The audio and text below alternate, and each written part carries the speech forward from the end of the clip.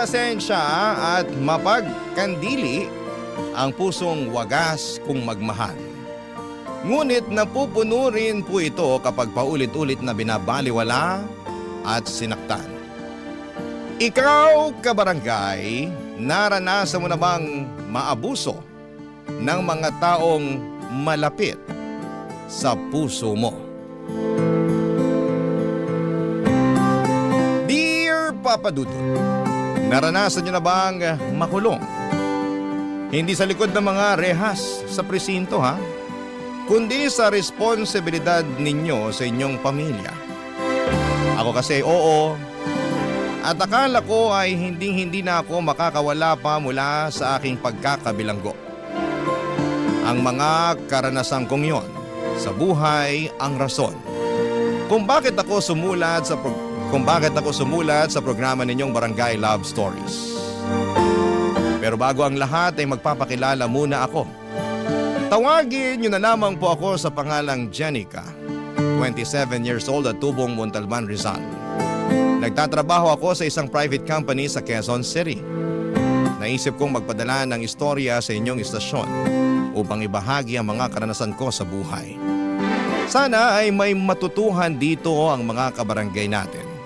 Magsisimula ang lahat noong nasa high school pa lamang ako, Papa Dudut.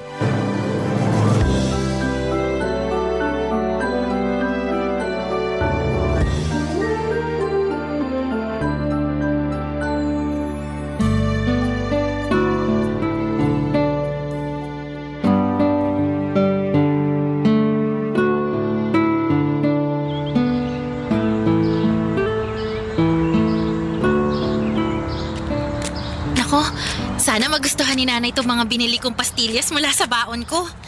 Alam ko kasi na paborito niya to eh. Iba-iba pa yung kulay ng pambalot. Nakakatuwa namang tingnan. Ayun, nandito na ako sa bahay. Andito na po ako! Oh, bakit ngayon ka lang?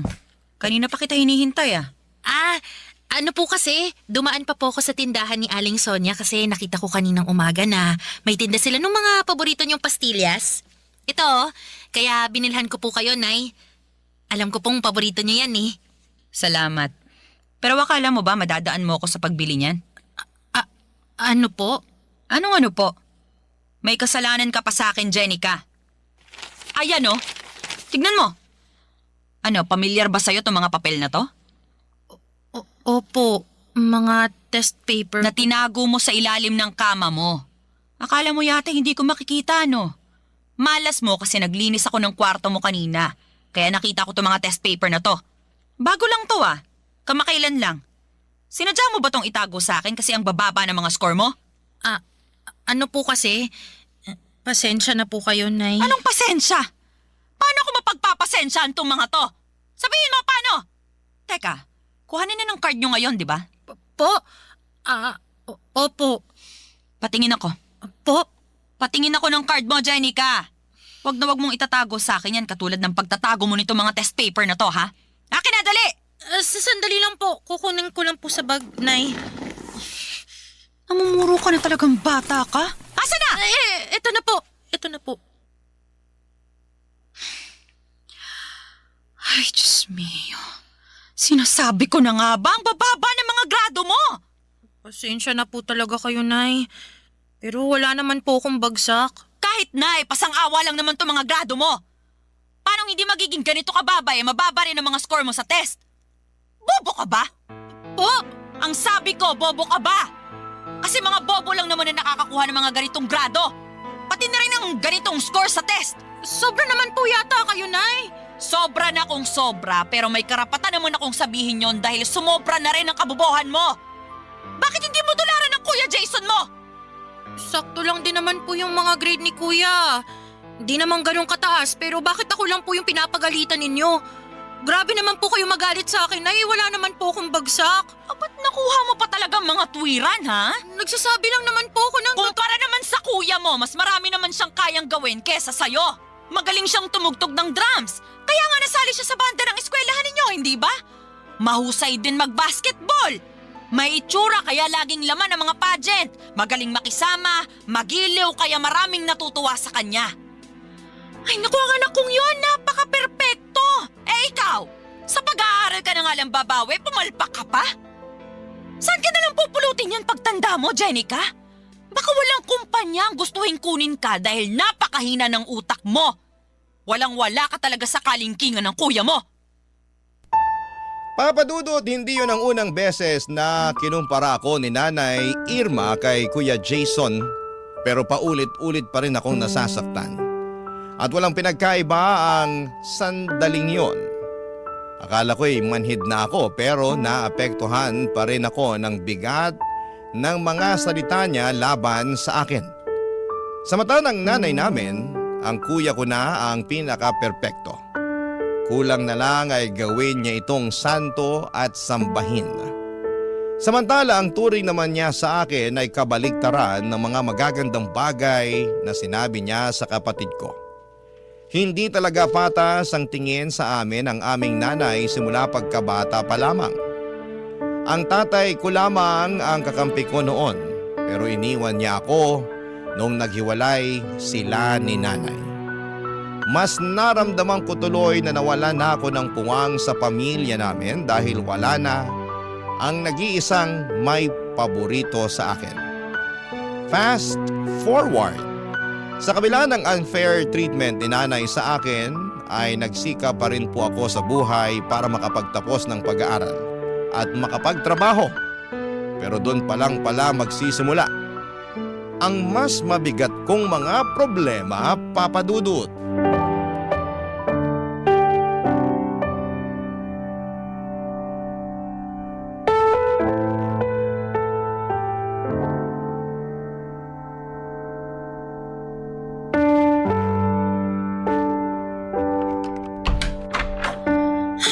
Pambihira namang Pilipinas to. Oh. Ang lala na talaga ng traffic. Mas nakakapagod pa bumiyahe araw-araw kaysa sa aktwal na trabaho sa opisina eh. Wala na ba talagang pagbabago? Buti pa makaupo nga muna. Oy! Ilang oras kang nakaupo sa opisina tapos pagdating mo sa bahay uupo ka na naman. Hindi ka ba napapagod?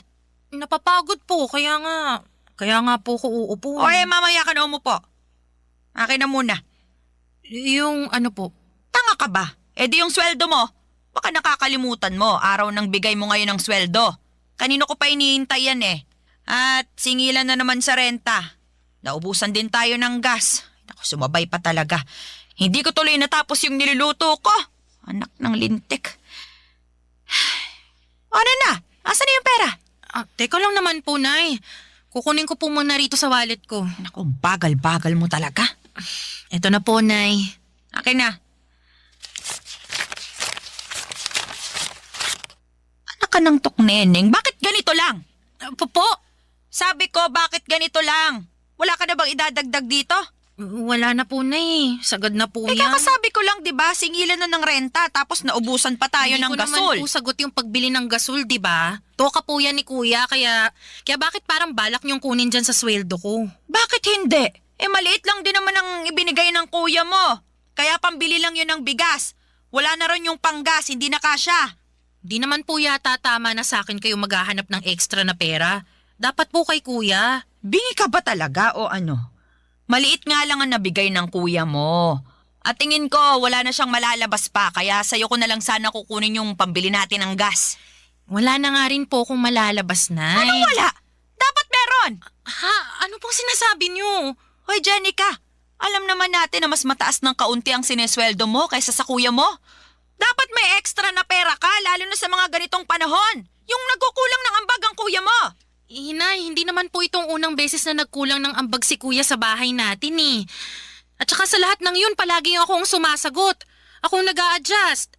Kahit nga wala na sa budget ko, pinipilit kong magbigay. Pero mali naman po yata na ako lang palagi yung pinapasalo nyo. Lalo na ngayon na wala rin akong mailabas. Di rin po katwiran na mas mataas yung sweldo ko kaysa kay Kuya. Magkano lang naman yun, Nay? Teka, nanunumbat ka ba? Hindi po. Wala pong panunumbat doon. Anong wala? Iyon ang tinutumbok mo eh. Ang dami mong sinasabi. Responsibilidad mo naman talagang mag-ambag sa pamilya natin. Pero responsibilidad din po ni Kuya yun. Kaya bakit ako lang yung pinupukpok nyo, Nay? Pag si kuya, sakto lang ang inaambag o kaya kulang, wala naman kayo masyadong sinasabi. Pero pag ako, sangkatutak na sermon yung abot ko sa inyo. Aba, intindihin mo, may ibang pinagkakagastusan ng kuya mo. Nabanggit na niya sa akin na may gala sila ng girlfriend niya para raw sa anniversary nila. Magbi-beach daw. Syempre mapapagastos siya, kaya ikaw na munang magbigay. Pagbigyan mo na ang kuya mo, wala ka namang pinagkakagastusan eh. Tsaka, hoy, Jenica, paalala ko lang, huwag ka muna magpapamilya ha. Aha? Po, paano naman po napunta dyan ang usapan, Nay? Gusto ko lang paalalahanan ka. Kasi ang baba ng sweldo mo, ni hindi ka nga makapagbigay ng sobra rito sa bahay tapos magpapamilya ka pa.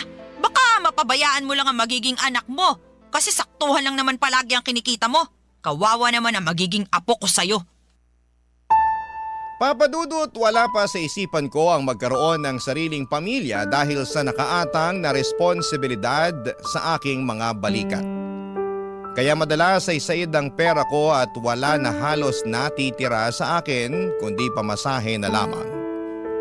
Minsan nga ay pati yun ay kinukuha pa ni nanay kesyo nakukulangan daw siya sa ibinibigay ko. Hindi ko tuloy mapigilang mainggit kay kuya dahil kung magkano lang ang maibigay niya ay wala nang sinasabing malala sa kanya ang nanay namin. Sa bagay, ano pa ba ang dapat kong asahan paborito nga siya kesa sa akin. Bukod po sa pinansyal na aspeto ay tumutulong din ako sa mga gawaing bahay lalo na kapag day off ko. Pero hindi yon ma-appreciate ni nanay at malimit pa rin niya akong ikumpara sa kapatid ko. Kaya nga nasasaktan ako ng husto dahil akala ko ay gagaan na ang pakikitungo niya sa akin lalo't may silbi na ako sa pamilya namin. Ngunit hindi pa rin pala at sa bawat araw na dumaraan, nadaragdagan lamang papadudot ang samaan ng loob ko sa sarili kong ina. Barangay Love Stories. Barangay Love Stories. Papadudot, akala ko noon ay sa mga pelikula lamang makikita ang mga magulang na may lantarang paborito sa mga anak nila kahit na pareho naman ang galing ang mga ito sa sinapupunan nila.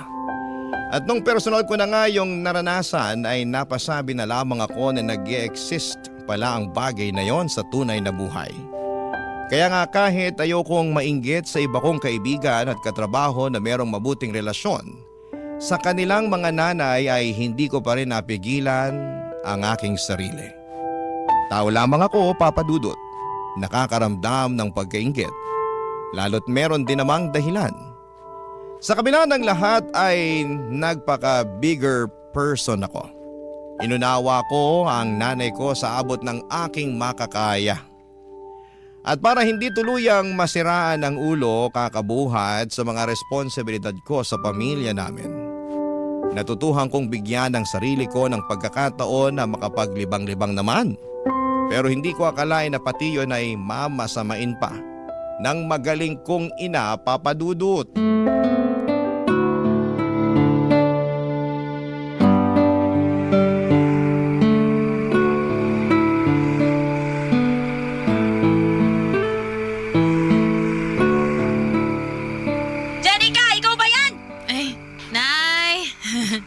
Hello, nandito na po ako. Bakit ngayon ka lang? Sira na ba ang orasan mo at hindi mo na namalayan kung ano oras na? 12:00 na ng madaling araw ah! Alam ko naman po yun kasi di naman po sira yung orasan ko. Tingnan nyo, bagong bili pa tong relo ko. Patingin niya ako niyan. Aray ko naman po, dahan-dahan lang, Nay. Ka talaga ng tatay mong siraulo. Bago nga tong relo mo at mukhang mamahalin pa. Kailan mo to binili ha? Sabihin mo, at magkano ang bili mo rito? Nung nakaraang araw lang. Kalma lang kayo, Nay. Mura lang naman po yan. Magkano nga? Di, 5,000. 5,000? Para sa relo? Tapos, natuto ka ng uminom ng alak? Kaya ba ngayon ka lang dumating kasi uminom ka pa ha? Sagutin mo ako, Janica! Opo, Nay. Nagkaayaan kasi yung mga katrabaho ko na nagumimik.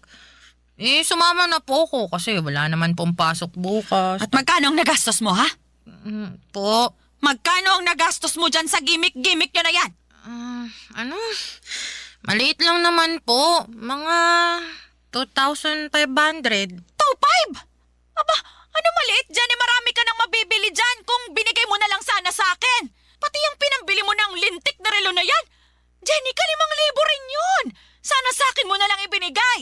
Nay naman, palagi na lang po ba sa inyo, sa bahay o sa pamilya natin mapupuntang sweldo ko? Paano naman po ako? Paano naman ang sarili ko eh? Ako nga po yung nagpakahirap sa pagtatrabaho. Tapos... Tapos ano? Ayan ka na naman eh. Hirap sa'yo, akala mo kung sino ka malaki ang sweldo kung makapanumbat. Hindi po ako nanunumbat. Nagsasabi lang po ako ng totoo. Walang totoo sa mga sinasabi mo. Puro ka lang pagmamataas. Eh bakit si kuya? Ano si kuya mo? Pag si kuya ang bumibili ng mga bagong gamit niya, kahit na mamahalin at kahit na magkulang ang inaambag niya rito sa bahay, eh ayos lang sa inyo. Suportado niyo pa nga eh. Narinig ko, sinabi niyo pa sa kanya na nailibre naman niya ang sarili niya dahil nagpapakahirap siyang magtrabaho para sa pamilya natin. Eh ako rin naman po Nagtatrabaho rin naman po ko, Nay. Nag-aambag din ako dito. Tumutulong ako sa mga gawaing bahay pero bakit parang wala akong karapatan na bilhan ng sarili ko gamit ang pera na pinaghirapan ko? At bakit naman nasali rito ang kuya mo? Labas naman siya sa usapan. Yan ang hirap sa inyo, Nay. Pagdating kay kuya, nagmamalinis kayo. Ano ba pinagsasasabi mo? Ang pinag-uusapan natin dito, yung pagbili mo ng kung ano-ano, samantalang malaki ang pangangailangan natin dito sa bahay. At yung pag-inom mo ng alak, kababae mong tao lasinggera ka. Tapos ano, kasama mo mga katrabaho mo ka mo? Ilan ang lalaki sa mga yon, ha? Sagutin mo. Bakit niyo po ba gustong malaman? Sagutin mo, sabi, ilan ang kasama niyong lalaki? Ilan kayo lahat? 8 po. 3 kami mga babae at... Napakalandi mo talaga! ano pong sinabi niyo, Nay? Saan naman po galing yan? Paano hindi ko sasabihing malandi ka? Sino bang matinong babae ang sumasama sa mga lalaki para makipag-inuman? Wala naman po kaming ginagawang masama eh. Uminom lang, nagkasiyahan. Kahit na! Nung panahon namin, magkahawak lang ang mga babae at lalaki. Pinapakasal na agad ng mga magulang. Ganoon kami kakonserbatibo nung araw. Pero ngayon, napakawalang yanin ng mga kabataan. Janica, ayus-ayusin mo lang talaga, ha? Baka isang araw umuwi ka na lang dito sa bahay na umiiyak at sasabihin ginahasa ka ng mga kainuman mong lalaki. Kapag nangyari yun, Janica, naku! Baka palayasin pa kita sa pamamahay natin. Papadudot, pakiramdam ko ay wala na akong karapatang magsaya dahil lamang sa hindi pareho ang nararamdaman namin ng pamilya ko. Lalo na ng nanay ko. Yun bang dapat kung malungkot at miserable sila ay ganoon din ang maramdaman at estado ko sa buhay. Kaya nga sakal na ako ng mga panahong yon. Pakiwari ko ay sarili kong pamilya ang pumapatay sa akin. At pag hindi ako gumagawa ng paraan upang kumawala sa kanila, ay baka tuluyan na akong masiraan ng ulo. Kaya nga para hindi mangyari yon habang meron pang natitirang kaunting pagkatino sa isipan ko at pag-asa sa puso ko, ay nag-decide akong planuhin ang pagsasalba sa aking sarili. Hindi madali para sa akin ang bagay na yon dahil nga mahal na mahal ko ang pamilya ko. Kahit na hindi kami pareho ng nararamdaman sa isa't isa. Pero ginawa ko pa rin at bilang unang hakbang ay kinausap ko nga si Kuya Jason Papadudut.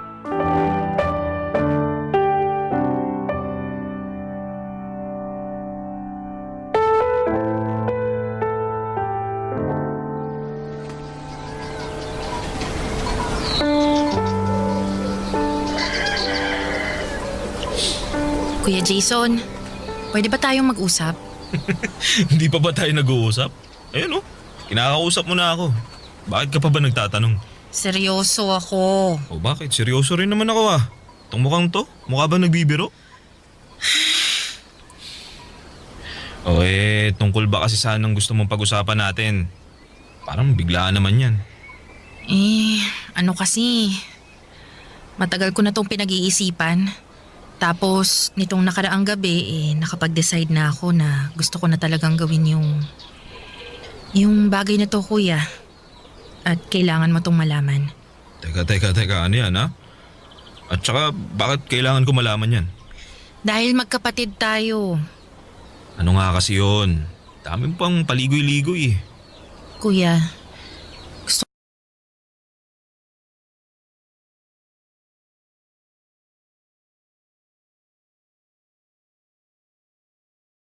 ako nang umalis sa bahay natin para bumukod. Seryoso ba yan? Oo, seryoso ako. Kaya mo na ba sarili mo? Oo naman. Malaki na ako. Hindi na ako bata. Tsaka, naipon din ako. Talaga? Magkano? Ha? Magkano ipon mo? Kasi, uutang ako. Bakit naman kita pauutangin? Magkapatid kasi tayo, tsaka kailangan ko kasi ako na yung alis ng bahay natin. Teka, anong sabi mo? Magpapakasal na kami ng girlfriend ko at gusto na naming bumukod ng bahay kaso kinulang yung pang down namin dun sa rerentahan naming apartment eh. Sakto, nabanggit mo may ipon ka kaya ayun. Utangin mo muna ako. Huwag ka na umalis sa bahay natin kasi walang kasama si nanay pag umalis ako. Kawawa naman yun. Bakit ka pa aalis? Dito na lang kayo tumira ng girlfriend mo sa bahay. Ako na lang ang aalis, kuya. Hindi pwede kasi ayaw ng girlfriend ko na makisama sa biyenan niya kaya gusto niya bumukod kami. Saka gano'n naman pag mag-aasawa, di ba? Dapat naman talaga nakabukod. Wala ka pa namang asawa kaya ikaw ang wag umalis. Maawa ka naman sa nanay natin pag iniwan mo siya mag-isa. Gusto mong maawa ko kay nanay. Sa akin ba? Naaawa ka? Ha? Kuya, alam mong hindi mabuti ang pakikitungo sa akin ng nanay natin. Naririnig mo at nakikita mo kung paano niya ako tratuhin, di ba? Kulang na nga lang, isuka niya ako sa pamamahay natin eh. Kulang na lang palayasin niya ako. Di lang niya magawa kasi nakakapag-ambag ako ng pera. Sa ating dalawa kuya, ikaw ang mas paborito niya. Kaya bakit ako yung kailangan maiwan dito sa bahay para samahan at alagaan siya? Hindi lang naman ako ang anak niya. Hindi ka rin naman talaga marunong umintindi, no? Mag-aasawa na nga ako at ayaw na mapapangasawa ko na makisama kay nanay. Baka araw-araw mag-away lang sila eh. Maging sakit ko pa sa ulo. Ikaw na wala pang asawa ang dapat umintindi sa sitwasyon. Saka anong kinalaman ng trato ni nanay sa'yo at pagiging paborito niya sa ating dalawa? Hindi ko naman kontrolado isip nun. Alam mo, kung gusto mong umalis, di umalis ka. Iwan mo si nanay. Pabayaan mo siya. Wala kang konsensya. Wala kang pagmamahal sa magulang mo. Ako pa talagang walang konsensya at pagmamahal sa magulang natin ha? Bakit? Sino pa ba? Alam nga naman ako. Basta pautangin mo ako. Papadudot wala akong nagawa nang magdesisyon si kuya na umalis sa pamamahay namin kesyo gusto na raw niyang mag-asawa. At bilang nag-iisa na lamang niyang kapatid ay ako ang naiwan sa bahay para alagaan ang nanay namin. Simula noon ay pakiramdam ko ay lalo akong nawala ng kalayaan na gawin ang mga bagay na gusto ko dahil nakabilanggo ako sa mga responsibilidad sa pamilya namin na ako lang mag-isa ang pumapasan. Hirap na ako papadudot pero gusto kong humingi ng saklolo pero wala akong mahinga ng tulong. Nung kami na lamang dalawa ni nanay sa bahay ay lalo kong naramdaman ang pag-ayaw niya sa akin. Pero kahit na ganon, ay hindi ko pa rin siya magawang iwanan kagaya ng ginawa ni kuya. Matanda na kasi noon si nanay at madalas na ring magkasakit. Hindi ko maatim na pabayaan na lamang ang nanay namin dahil mahal ko siya. Barangay Love Stories. Barangay Love Stories. Papadudo tulad ng sinabi ko ay mahal ko pa rin si nanay kahit na halata namang hindi niya ako mahal. Inaasikaso at inaalagaan ko pa rin siya sa abot ng aking makakaya. At kahit na si Kuya Jason ang paborito niya ay hindi na ako nagdamdam masyado. Sa halip ay hinayaan ko na lamang siya sa gusto niya dahil alam ko na hindi ko na mababago ang isip niya. Ginawa ko na lamang ang papel ko sa buhay niya bilang isang anak. Nagtrabaho ako ng mabuti at nagbigay ng sweldo sa nanay ko. Tumutulong sa bahay namin pag day off kahit na paulit-ulit niyang sinasabi na hindi niya kailangan ang tulong ko. Sa kabilang banda ay ramdam ko na kailangan talaga ako ni nanay. Lalo pa noong biglaan siyang na-stroke. Papadudot.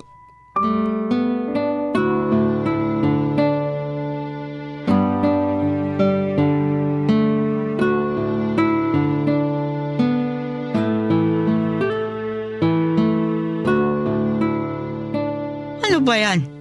Adobo? Ang putla. Kulang sa toyo, mukhang matabang. Oh, bakit? Nasa stress lang po ako. Stress. Sabihin mo, sa akin, ano? Sa sitwasyon po. Sorry na, hindi ko lang mapigilan eh. Pagod lang din po ako ngayon dahil maraming ginawa sa opisina. Tapos ayaw nyo pang kumain eh. Sabi sa akin ng bantay nyo kanina, wala rin kayo halos kinain. Sumpong nga talaga yun. Pinsan mo. Ako po nagtanong sa kanya tungkol sa inyo, Nay. Kinamusta ko po kayo. Tsaka bakit ba kayo nagagalit sa kanya eh? Siya na nga yung nagmamagandang loob na bantayan kayo. Hindi ko naman kailangan ng bantay. Kaya ko naman ng sarili ko. Kalahati lang ang paralisado sa katawan ko. Nagagalaw ko pa ang mga kamay ko. Nakakapagsalita pa ako. Hindi pa ako imbalido. Nay naman eh. Kuya mo na lang sanang kasama ko. Sana siya na lang din na nag-aalaga sa akin. Yung nagluluto ng pagkain ko. Mas masarap pa siya magluto kumpara sa luto mo na hindi maintindihan ng lasa. Wala na nga po si Kuya. Umalis na rito sa bahay natin kasi nag-asawa na, di ba?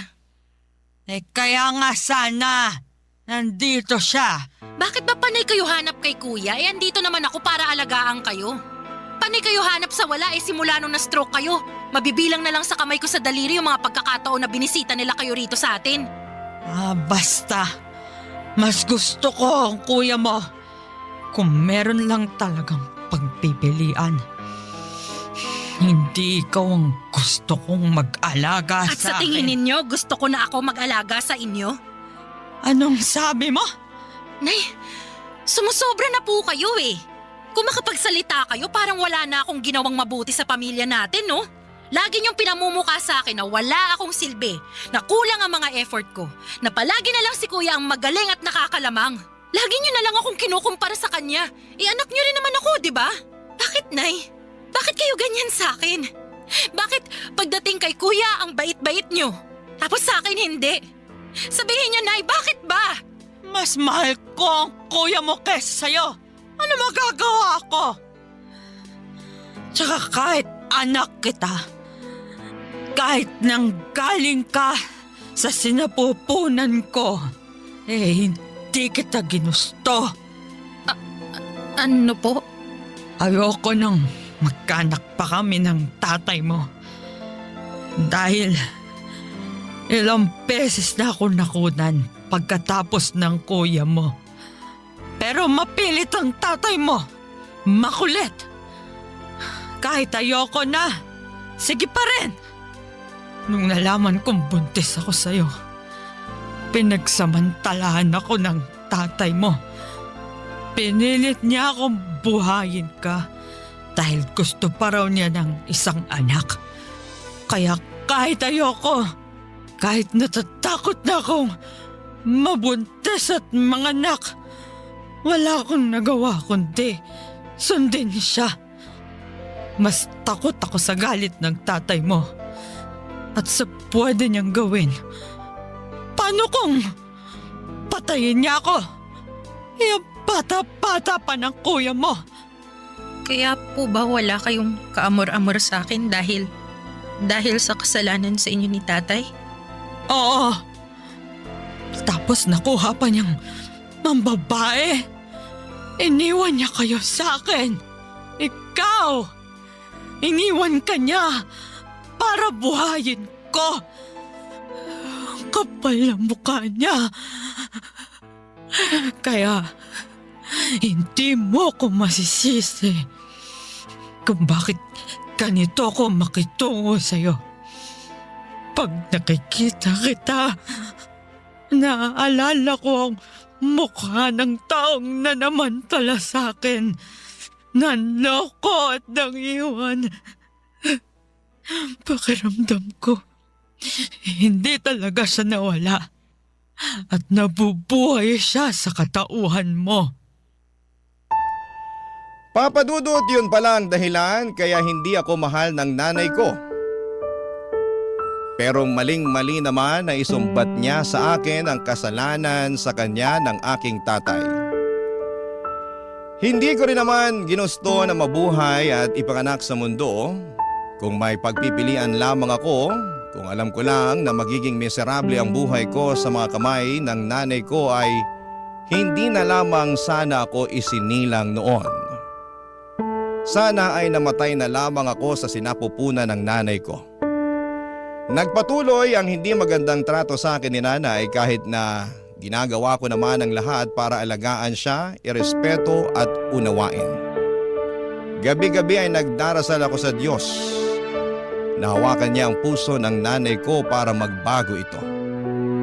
Pero imposible na yatang mangyari yon dahil sa kabila ng karamdaman ni nanay ay mas naging malala pa ang trato niya sa akin. Sa katunayan ay nagawa na rin niya akong saktan kapag inis na siya. Bagay na hindi ko kayang tiisin, Papa Dudut. Doon ko na naisip ang isang bagay na ni sa hinagap ay hindi ko akalaing magagawa ko sa kanya. Dinala ko si nanay sa apartment ni kuya tulad ng palaging bukang bibig niya na mas gusto niya na si kuyang mag-alaga sa kanya kesa sa akin. Bukod doon ay dala-dala ko rin ang iba niyang mga gamit, damit at gamot. Nagpatulong na lamang ako sa pinsan ko para madala siya sa nirerentahang apartment ng kapatid ko na gulat sa pagdating ko.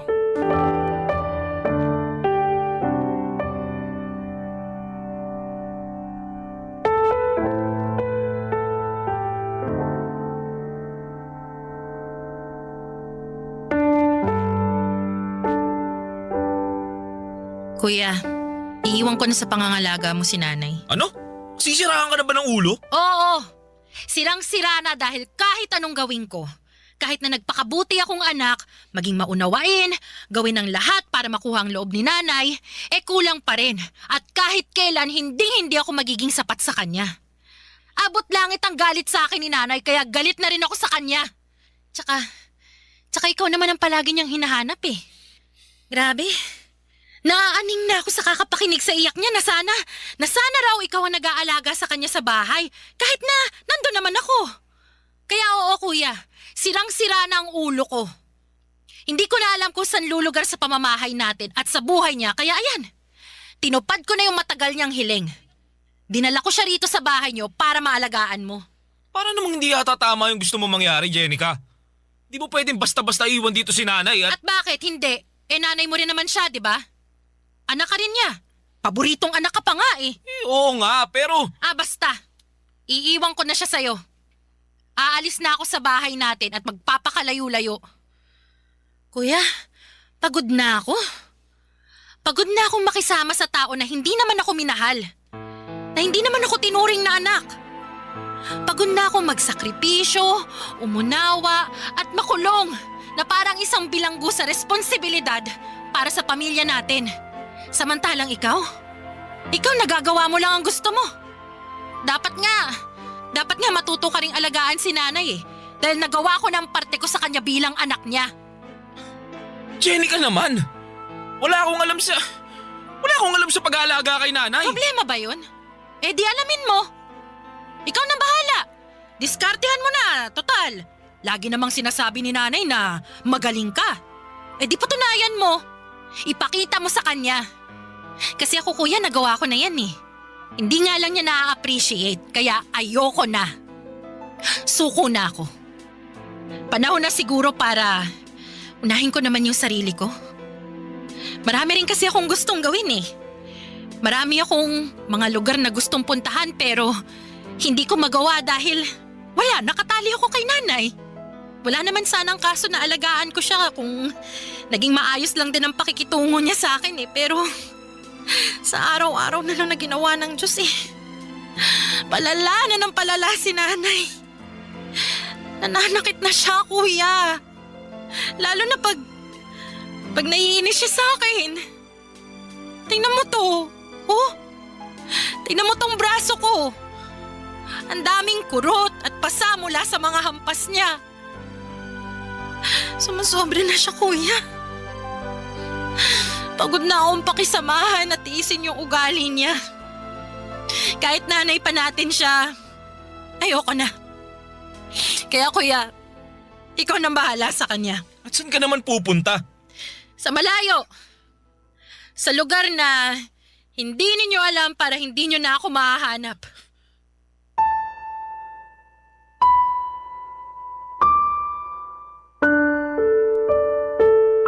Papa Dudut, masama na akong anak kung yan ang tingin ninyo sa akin dahil sa pagtatakwil ko sa sarili kong ina. Ngunit kung hindi ko po yun gagawin ay baka matagal ko nang kinitil ang sarili kong buhay sa pagtitiis na pakisamahan siya. Sobrang sirang-sira na talaga ang mental health ko at anumang sandali ay baka mabaliw na ako. Aaminin ko na hindi rin naman madali sa akin na umalis pero kailangan ko namang salbahin ang sarili ko. Sa kasalukuyan ay patuloy pa rin akong umuusad sa buhay ko kahit na may mga gabi na bumabalik sa aking alaala ang sakit na dulot ng mga naranasan ko sa buhay na kagagawan ng sarili kong ina. Ngunit tuwing sumasapit ang umaga ay patuloy pa rin po akong humahawak sa katiting na pag-asa sa puso ko na magiging maayos pa rin ang lahat-lahat. Kaya nga bilang unang hakbang, Papa Dudut, ay sumailalim ako ngayon sa counseling. Ang hiling ko na lamang ay mapagtanto ng nanay ko ang kamalian niya sa akin. Dahil mali pa rin na sisihin niya ako sa kasalanan na nagawa sa kanya ng tatay ko. Hanggang dito na lamang po ang sulat ko, Papa Dudut. Maraming salamat po sakaling mapili po ninyong i-ere sa inyong programa ang aking kwento. God bless and more power po sa Barangay Love Stories. Ang inyong forever kapuso at ka-barangay, Jenica. Kwentuhan naman tayo dito sa comment section. Ang mga kwento ng pag-ibig, kwento ng buhay, at kwento ng pag-asa dito sa Barangay Love Stories. Love Stories.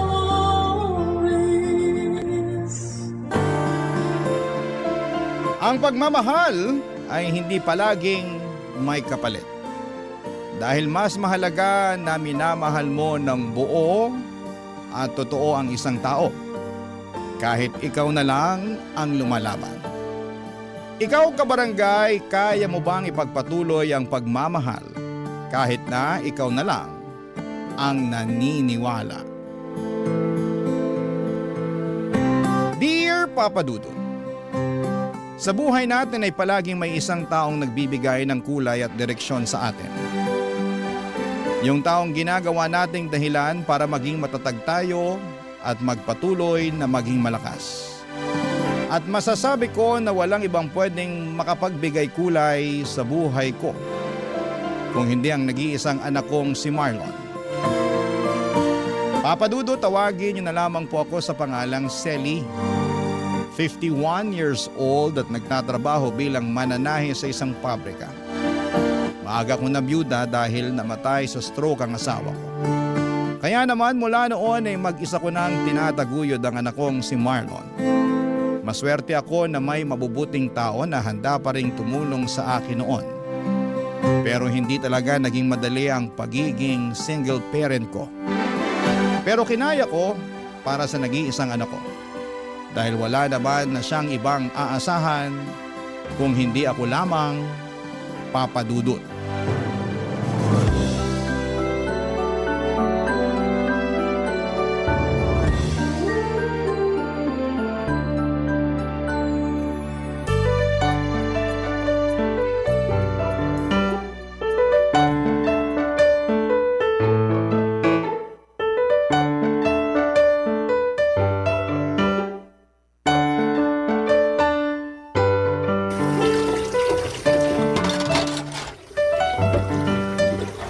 Tulungan ko na po kayo sa pagliligpit nyo dyan sa lababo. Ay, kaya ko na to, Marlon. Asikasuhin mo na lang yung mga natirang bisita mo sa sala. Nakaalis na rin po sila tsaka nakapaglinis na rin po ako ng mga kalat nung kanina. Ah, ganun ba? Magpahinga ka na muna at hayaan mo na lang akong tapusin ang pagliligpit ko dito. Ma, alam ko po na mas pagod kayo kaysa sa akin. Kaya ako na lang po, hayaan nyo na akong tumulong sa pagliligpit nyo dito. Sige na nga. Punasan mo na lang yung mga bagong banlaw na mga baso at pinggan nang matuyo agad ang mga yan. Ayan lang sa may sabitan ng malinis na pamunas. Sige po, Ma.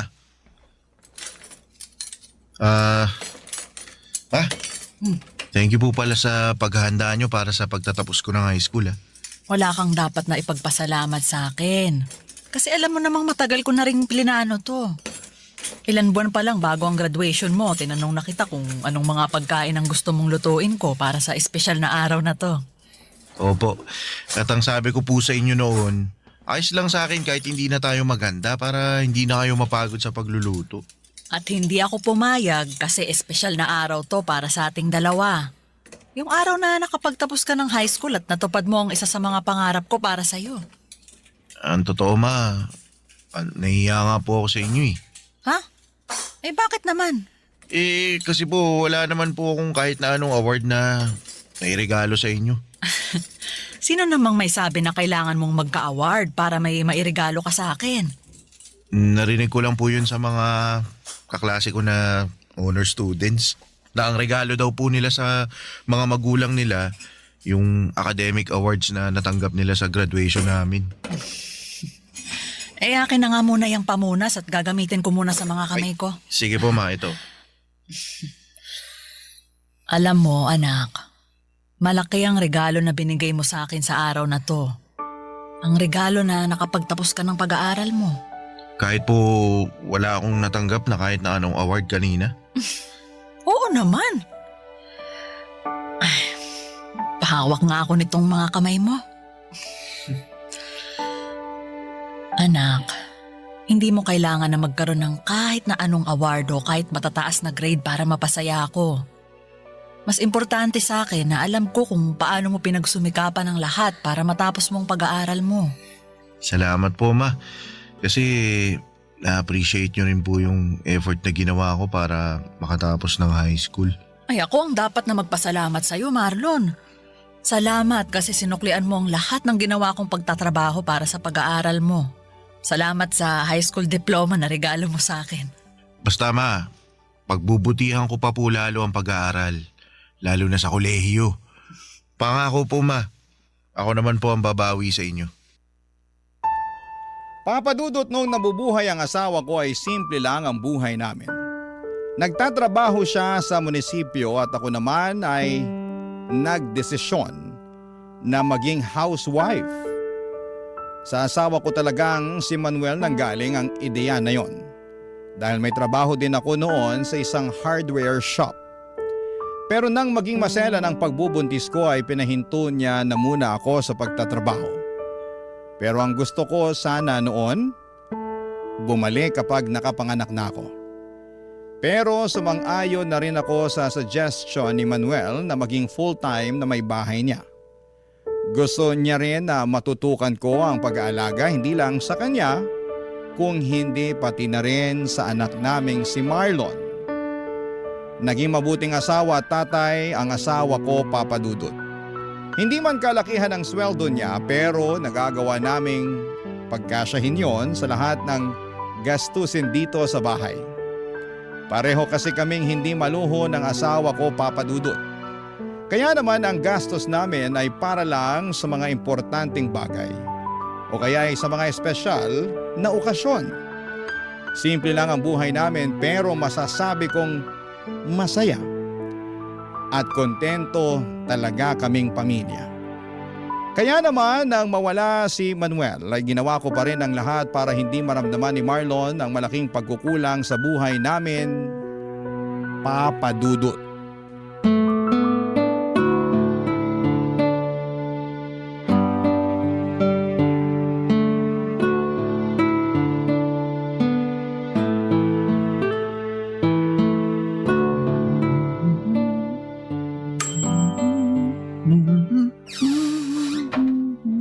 Oh, Marlon, Ang aga mo naman yatang nakauwi ngayon. Opo ma, hindi po kasi pumasok yung professor sa last subject kaya yun. Canceled yung klase namin. Sakto ang uwi mo. Kasi katatapos ko lang din halos mag-bake. Uy, nag-bake po pala kayo ng paborito kong banana cake. Ayos. Nag-request kasi yung ninang Pia mo para sa birthday ng anak niya. Request din daw ng anak niya kaya hindi na ako nakatanggi na mag-bake para sa kanila. Pwede mo nang kainin yung nasa isang tray dahil yan ang first batch na binake ko. Sige po ma, kukuha na po ako dito ha.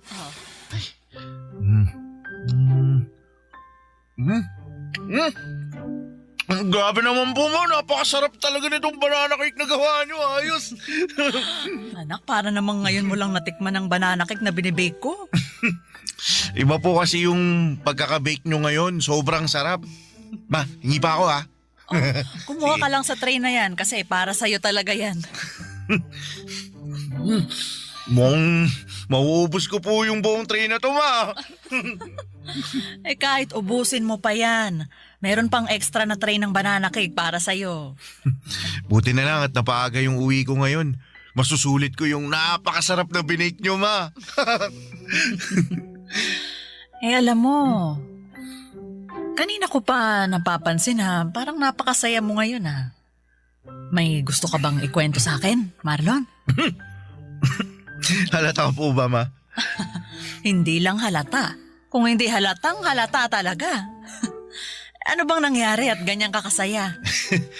Wala naman po kakaibang nangyari kanina sa university. Pero may gusto po pala akong itanong sa inyo. Ano yon, Marlon? Paano po kayo niligawan ni Papa noon? Seryosong tanong ba talaga yan? Opo, kasi bigla po akong na-curious sa sa love story niyong dalawa. O sige, sasagutin ko na ang tanong mo. Ang papa mo kasi, hindi mahiyain tapos makulit na parang ikaw. Mahilig siyang magbigay ng mga regalo pero hindi yung mga mamahaling bagay. Kung hindi yung mga simpleng bagay na alam niyang makakapagpasaya sa akin, kagaya ng mga bulaklak na pinipitas niya sa mismong bakuran ng bahay nila, o kaya prutas at gulay mula sa tanim nila, o yung mga pagkain na siya mismo ang nagluto.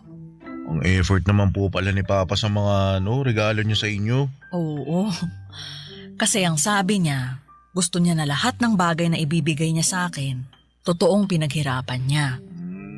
Yun daw kasi ang paraan niya para patunayan na seryoso siya sa panliligaw na ginagawa niya sa akin. Ikaw ba, anak? May napupusuan ka na bang babae na gusto mong ligawan? Po? Ako po? Oo. Ay, ikaw lang naman ang anak ko at nag-iisang kausap ko ngayon dito sa kusina. Sino ba yung babaeng nagugustuhan mo? Ano po Kaklase mo ba yan? Hindi po, pero estudyante rin po siya sa university na malapit sa amin. Giselle po yung pangalan niya, ma. Ganda siya. Mabait. May cute na dimple sa magkabilang pisngi niya. Tapos kapag ngumingiti po siya, mas lalo po siyang nagiging cute sa paningin ko. Tsaka mabait po talaga siya. Sigurado ako, magugustuhan niyo po siya, ma.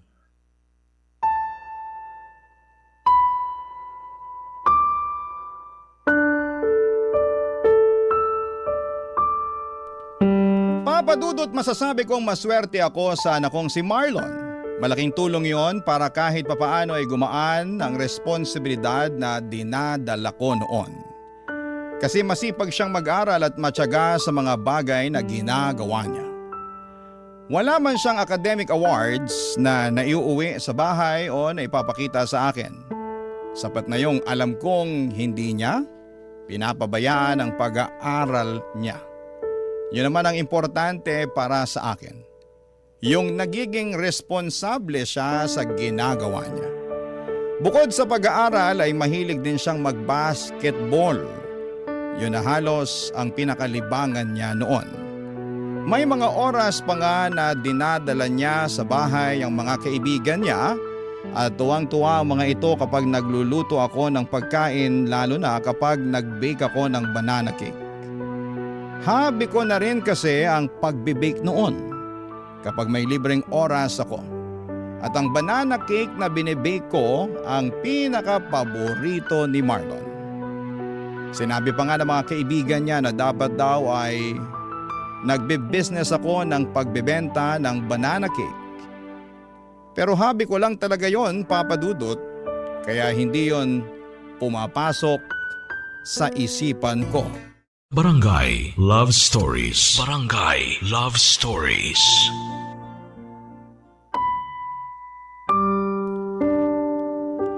Papa Dudut, hindi madalas magkwento si Marlon ng tungkol sa mga babaeng nagugustuhan niya. Naririnig ko lang sa mga kwentuhan nila minsan na may mga kaibigan niya na nag-uusap kapag nakatambay sila sa bahay. Ang pag-aasaran nila ay tungkol dito. Kaya nang magkwento na sa akin si Marlon ay natuwa talaga ako. Kasi yun ang unang beses na ginawa niya yon. Nararamdaman ko kaagad na medyo malalim ang pagkagusto niya kay Giselle. Kasi iba ang mga ngiti sa labi niya habang nagkukwento tungkol dito. Papa Dudut, madalas din na hawak niya ang cellphone niya kapag nasa loob siya ng bahay. Nakangiti habang nakaharap dito. Sa 10 oras naman ng gabi ay naririnig ko rin ang boses niya na mahinang nagsasalita at tumatawa. Sigurado akong si Giselle rin ang kausap niya noon. Wala naman akong ibang nakikitang problema at masaya pa nga ako kasi nakikita kong inspirado ang anak ko.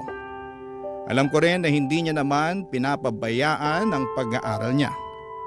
Malaki kasi talaga ang tiwala ko sa kanya noon, Papa Dudut.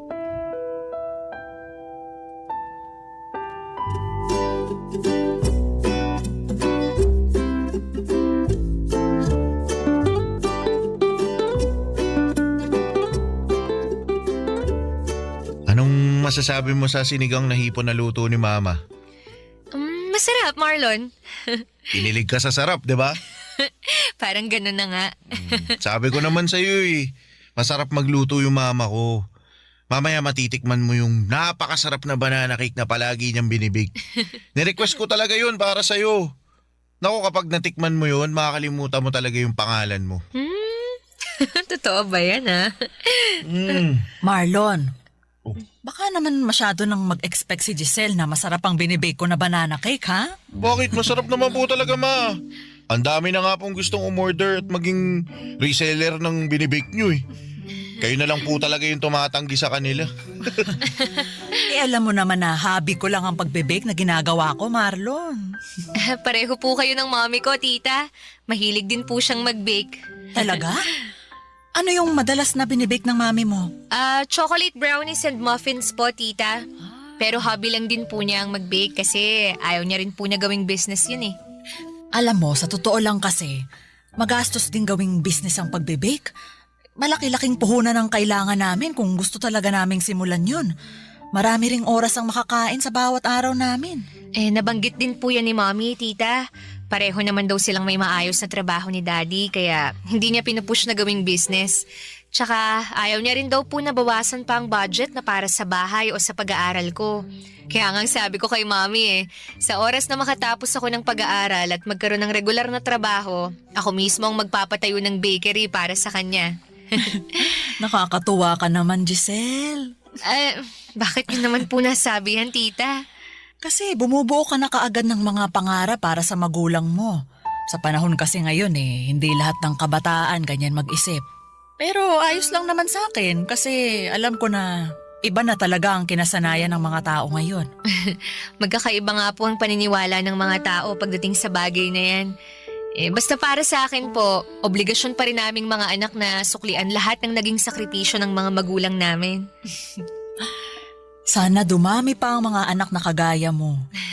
Kasi hindi lahat ng magulang nagkaroon ng oras na makapag-ipon para sa sarili nila. Yung iba, binuhos ang oras at buhay nila sa mga anak nila. Pero para sa akin naman, hindi ko naman inoobliga si Marlon na tulungan ako sa oras na makatapos na siya ng pag-aaral niya. Pero sinabi ko rin naman po sa inyo na gusto ko rin makabawi sa inyo, ma. Nakwento rin po ni Marlon sa akin yung mga pangarap niya para sa inyo, tita. Talaga? Ano naman ang nakwento ng anak ko sa'yo na tungkol doon? Yung plano niyang pagbili ng malaking bahay para sa inyo, pagpapalago ng negosyo niyo, tsaka pagkuha ng sasakyan, para kayo naman po ang maihahatid at sundo niya. Ay naku, nakakatuwa talagang marinig yan mula sa inyo ng mga kabataan. Siguro, para sa akin lang ha, ayoko naman na itali ng mga anak ang buhay nila sa pagtulong sa mga magulang na kagaya ko. Kayo ang responsibilidad namin hanggang sa tumanda na kayo at magkaroon ng sariling mga buhay. At kahit anong mangyari, responsibilidad naming mga magulang ang sarili namin.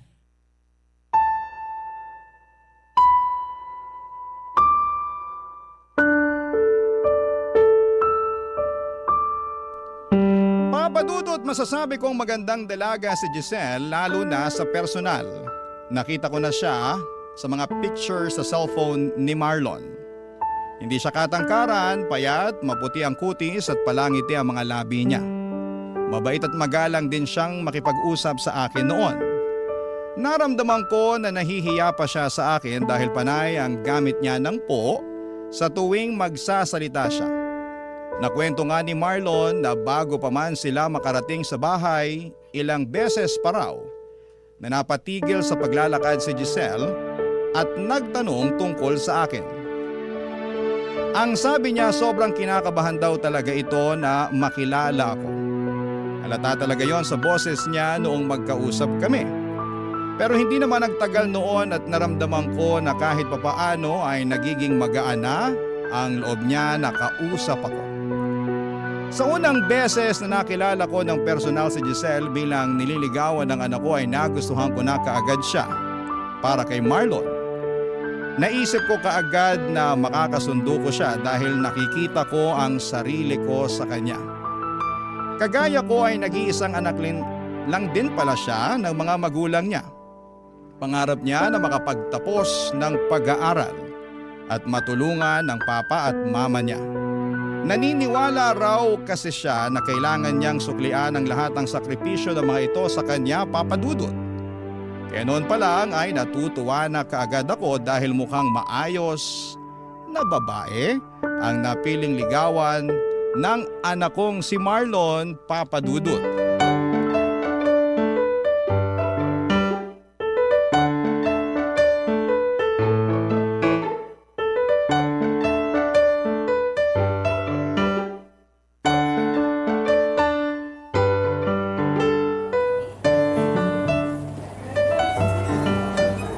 Hoy, Selly! Mabuti naman nandito ka pa sa kantin. Patapos ka na bang kumain? Ay, hindi pa, Pia. Halos kakasimula ko lang din mag-lunch. Ay, naku sakto. May kasabay pala akong kumain. Oh, nagbabaon ka pa rin pala ng pagkain mo. Oo, mas tipid eh. Ayan din ang nasa isip ko, kaya palagi rin akong may baon para sa lunch break natin. Ay, maiba ako, no? Kumusta na nga pala yung inaanak ko? Ayun, sa awa ng Diyos, lumalaking mabuti at magalang na anak. Ay, hindi ka ba niya binibigyan ng sakit sa ulo? Naku, hindi! Kagaya ng sabi ko, mabait talaga si Marlon. Masipag mag-aral, saka may nililigawan na ngayon. Ay, talaga? Ay, mabuti ayos lang sa'yo na nanliligaw na yung anak mo. Oo naman. Wala naman akong nakikita na masama sa ginagawa niya, Pia. Binata naman si Marlon at dalagang nililigawan niya. Alam mo kasi, iba na rin ang mga kabataan ngayon. Baka lang makabuntis na maaga yung inaanak ko. Naku, may kilala ko ang anak ko at alam ko na responsable siya sa bawat bagay na ginagawa niya. Nakilala ko na nga rin yung nililigawan niya eh. Talaga? Oo. Paminsan-minsan dumadalaw din sa bahay. Nako mabait naman ba? Oo, mabait saka magalang. Gusto ko na nga ang batang yun para sa anak ko eh. Pero ang sabi ni Marlon, hindi niya minamadali si Giselle. Maghihintay siya na maging handa na si Giselle na sagutin siya.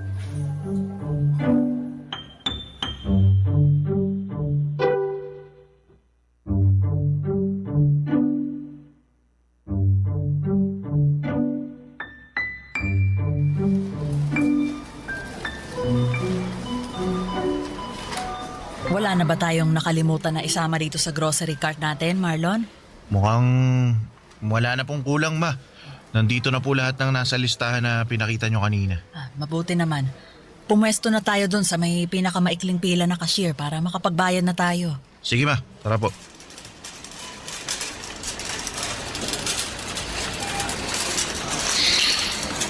Ang daming tao ngayon dito sa grocery, no?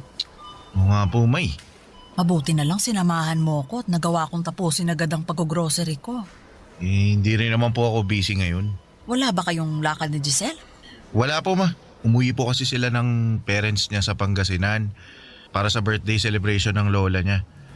Pero, ma, ano pong tingin nyo kay Giselle? Mukha naman siyang mabait talaga, Marlon. Natutuwa nga ako at napakagalang niya makipag-usap sa akin. Halata na mahiyain talaga siya, lalo na nung unang beses ko siyang makausap. Mahihain po talaga yun. Naalala ko naman yung kaba niya nung sinabi ko na ipapakilala ko siya sa inyo. Namutla yung muka. Tsaka yung labi niya namutla rin. Ay, hindi naman ako mukhang masungit Bakit siya kinakabahan na makilala ko? First time niya raw po kasi na maipakilala sa magulang ng nanliligaw sa kanya. Sabi ko naman po, ang dahilan kung bakit dinala ko siya sa bahay para makilala niya ang espesyal na tao sa buhay ko. Kung sino yung nagbibigay ng buhay sa akin at humubog sa kung sino ako ngayon. Tsaka gusto kong makita niya mismo kung gaano kabait at kaganda yung mama ko. At nagawa mo pa talagang isingit ang pambobola na yan sa akin. Di nagsasabi lang po ako ng totoo, pero alam niyo ma, mabait talaga si Giselle. At yun ang dahilan kung bakit sigurado ako na siya na ang gusto ko makasama na bumuo ng mga pangarap sa buhay. Ano pala sa tingin mo ang estado ng panliligaw mo sa kanya? Mukha naman pong malaki yung pag-asa ko. Nararamdaman ko po na gusto niya rin ako eh. At malapit niya na ako sagutin, ma.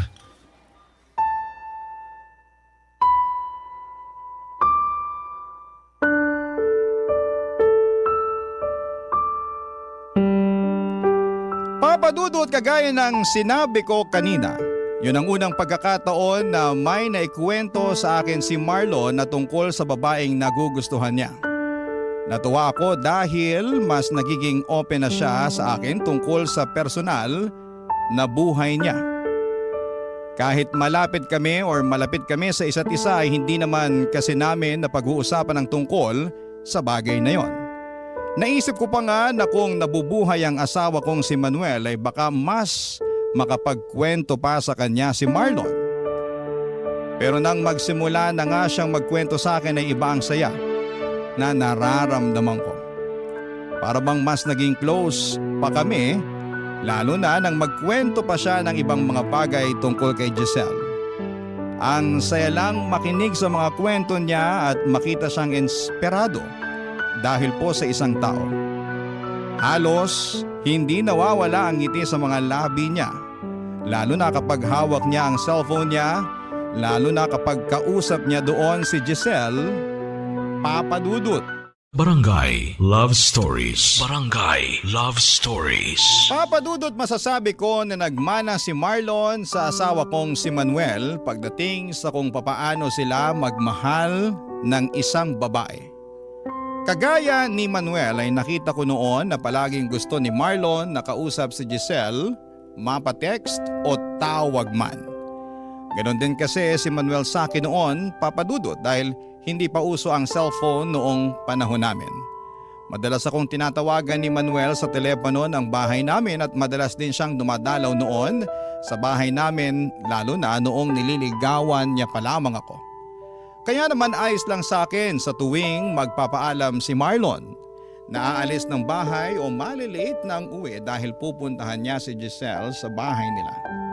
At sa tuwing magkukwento si Marlon ang tungkol sa panliligaw na ginagawa niya kay Giselle, nakikita ko ang kakaibang kislap at saya sa mga mata niya. Bagay na nagbibigay din ng saya sa akin kasi ramdam ko noon kung gaano niya kamahal si Giselle, papadudot.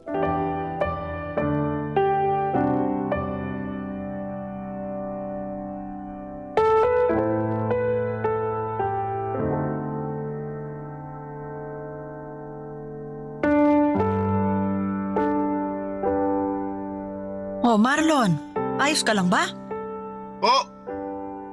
Opo ma, ayos lang ako. Sigurado ka? Opo. Eh bakit parang ibang boses mo kanina? Nagbubukas pa lang nitong pinto, naririnig na kitang halos nang gigigil dyan sa cellphone mo. May problema ba, anak? Ma, sinabi ko na nga wala akong problema, di ba? Ano po ba mahirap intindihin sa sinabi ko? Ayos lang po ako, kaya hindi nyo na kailangan paulit-ulit na tanungin. At hindi mo rin kailangan na magtaas ng boses habang kausap mo ko, Marlon. Pasensya na po, ma. Ayos lang. Ano ba kasing problema? Sino ba yung parang paulit-ulit na tinatawagan mo? Wala po, ma. Yung kaklase ko lang po yung tinatawagan ko kasi may kailangan ako itanong tungkol sa research paper namin eh. Sige po, papasok na muna ako sa kwarto kasi may gagawin pa ako eh.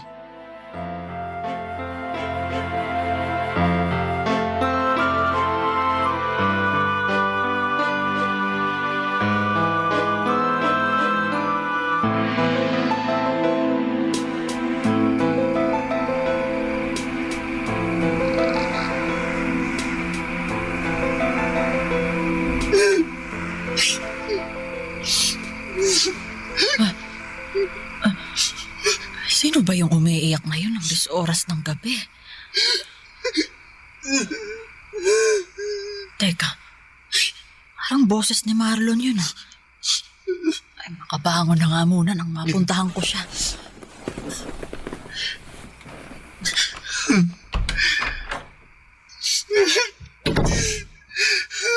Ginawa ko naman lahat. Saan ba ako nagkulang? Ba't hindi ako yung pinili mo? Marlon, anak! Ma, sorry po kung nagising kayo. Kailan ka pa natutong uminom ng alak? Pasensya na po. Kailangan ko lang po ng pampatulog. Anak, ano ba talagang problema? Wala po, ma. Ayos lang po ako. Huwag niyo po ako lalahanin. Hindi ka maayos. Magdadalawang linggo ka nang palaging tulala tapos ngayon, nagpapakalunod ka naman sa alak. Sabihin mo na sa akin ng totoo. Tungkol ba to kay Giselle?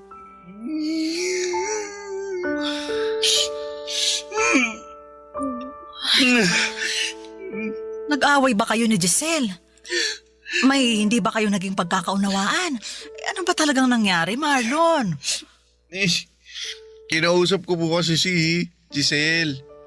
Sabi niya, humito na raw po ako sa ginagawa kong panliligaw sa kanya. Baka naman kasi gusto lang niya na mas makapag-focus muna sa pag-aaral niya. Kaya niya sinabi yun. Ma, hindi po kasi yun yung dahilan kung bakit niya ako pinahinto sa panliligaw ko sa kanya. Ano bang naging dahilan niya? Sabi niya po kasi, sabi niya may boyfriend na raw po siya. May mahal na siyang iba kaya wag ko na raw sayangin yung oras ko sa kanya. Ma, ba't naman ganun? Ginawa ko naman lahat eh. Ginawa ko lahat para patunayan yung pagmamahal ko sa kanya pero bakit hindi po ako pinili niya? Bakit ako po yung naiwan? Anak, si Giselle lang ang makakasagot sa mga tanong mo, ha?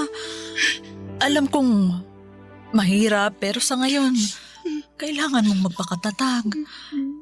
Hindi lang naman si Giselle ang babaeng pwede mong mahalin. Bata ka pa, Marlon. Marami pang pwedeng mangyari sa buhay mo. Pero si Giselle po kasi yung gusto ko eh. Siya po yung mahal ko. Wala po ibang pwedeng mahalin kundi siya lang. Ma, siya lang po. Mahal ko si Giselle eh.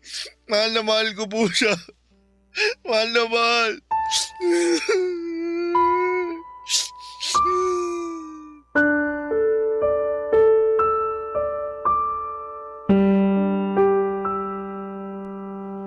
Papadudot, alam kong napakabata pa ni Marlon para maramdaman ang totoong pagmamahal para sa isang babae. Marami pa siyang iba na pwedeng makilala at mahalin. Pero sa totoo lang, umasa na rin ako noon na sanay si Giselle na rin ang makatuluyan niya sa hinaharap. Dahil sa ilang beses na dumalaw ito sa bahay, nakita ko kung gaano siya kabait at kagalang. Kaya pati ako ay nalungkot nang malaman ko na hindi niya kayang suklian ang pagmamahal ng anak ko. Na may iba na siyang minamahal kaya pinatigil na niya si Marlon sa panliligaw sa kanya. Nang mga sumunod pang araw noon ay nakita ko ang tila pagbagsak ng mundo ni Marlon. Palagi siyang walang ganang kumain, tulala sa sala kapag uuwi galing sa trabaho, at ang pinakamasakit yung naririnig ko siyang umiiyak gabi-gabi sa kwarto niya. Nadudurog talaga ang puso ko sa nakikita kong pagbagsak niya at ginawa ko po ang lahat para maiparamdam sa kanya na lilipas din ang lahat ng sakit na nararamdaman niya. Na hindi lang kay Giselle titigil ang mundo niya, na magagawa niyang makausad kahit paunti-unti. Kaya lang ay bago pa man niya magawa yun ay tila sumuko na mismo ang katawan niya. Dahil isang umaga ay hindi na lamang siya nagising. Papa Dudut.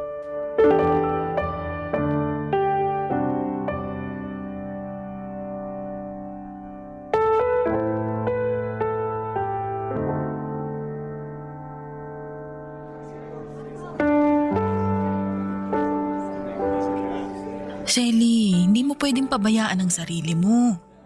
Wala na rin namang dahilan para alagaan ko pang sarili ko, Pia. Huwag mo namang sabihin yan. Wala na si Marlon eh. Wala na yung nag-iisang tao na nagbibigay ng dahilan para mabuhay pa ako sa mundong to. Shelly, Dapat ako na lang yung namatay eh. Dapat ako na lang yung hindi nagising. Dapat ako na lang ang nandyan sa kabaong na yan. tama na yan. Huwag kang magsalita ng ganyan. Alam mo, Pia, akala ko talaga okay na si Marlon. Na kahit paano, nakakausad na siya. Magkasabay pa kaming naghapunan noon. At nakita ko na rin siyang ngumiti ulit. Yun pala. Yun na ang huling beses na makikita ko siyang nakangiti. Pia, napakabata pa ng anak ko. Napakabata pa niya para mamatay. May dahilan kung bakit maaga siyang kinuha ng Diyos. Isipin na lang natin na hindi niya na mararanasan pa yung ibang paghihirap sa mundong ito. Selly, lakasan mo lang loob mo, ha? Kailangan mas lalo kang magpakatatag ngayon. Tita Selly, Giselle, anong ginagawa mo dito? nakikiramay po ako. Ikaw? Nakikiramay? Ang lakas naman talaga ng loob mong pumunta talaga dito sa burol ng anak ko. Selly, huminahon ka. Paano ko hihinahon kung nasa harapan ko ang dahilan kung bakit namatay ang anak ko? Tita, wala po akong kasalanan. Wala! Sigurado ka? Kung hindi mo pinaasa ang anak ko, hindi siya masasaktan ng sobra. Hindi ko po pinaasa si Marlon. Kung hindi mo siya pinaasa, sana hindi ka na lang pumayag na ligawan ka niya. O sana, hindi mo na lang pinatagal ang panliligaw niya sa'yo. Giselle, alam ko namang hindi mo obligasyon na mahalin ang anak ko. Hindi mo obligasyon na suklian ang pagmamahal niya sa'yo, pero sana, hindi mo na lang siya pinaasa. Sana hindi mo na lang sinayang ang pagmamahal niya sa'yo. Kaya umalis ka na dito! Umalis ka na! Selly! Huwag mong itulak si Umalis ka na Giselle! dito! Selly! Sandali lang po. Gusto ko lang pong makita si Marlon kahit saglit lang. Wala kang karapatang makita siya dahil ikaw ang dahilan kung bakit nandyan siya sa kabaong na yan! Umalis ka! Umalis ka Tita, na! sorry po. Hindi ko po gusto na mangyari sa kanya to. Hindi ko po gusto mawala si Marlon. Sorry po, Tita. At hindi na rin umubuhay ng mga sorry mo si Marlon! Selly, tama na. Huminahon ka na. Umalis ka na dito, Giselle!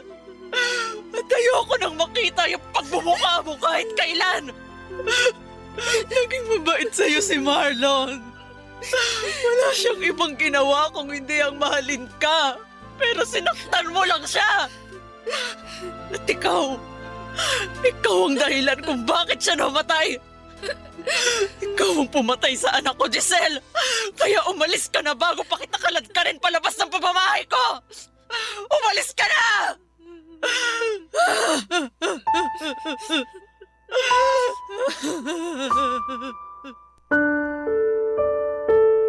Bangungot ang kinamatay ng anak kong si Marlon Papadudot.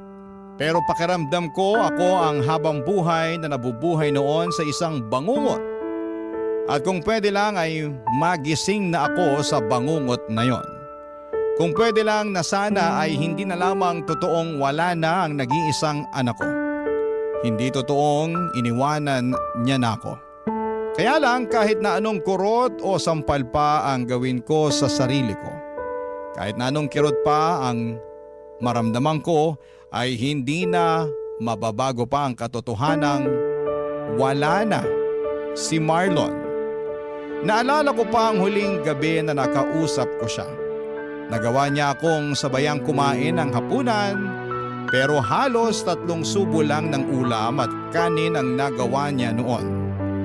Nagawa ring ngumiti ng mga labi niya kahit namumugto ang mga mata niya. Nagpasalamat din siya kasi palagi ko siyang kino-comfort. Hinahawakan niya ang kamay ko at muling ngumiti sa akin. Akala ko Papadudot ay okay na siya noon. Ang buong akala ko ay magiging maayos na siya. Umasa ako na kahit papaano ay babalik na siya sa dating sigla kahit paunti-unti.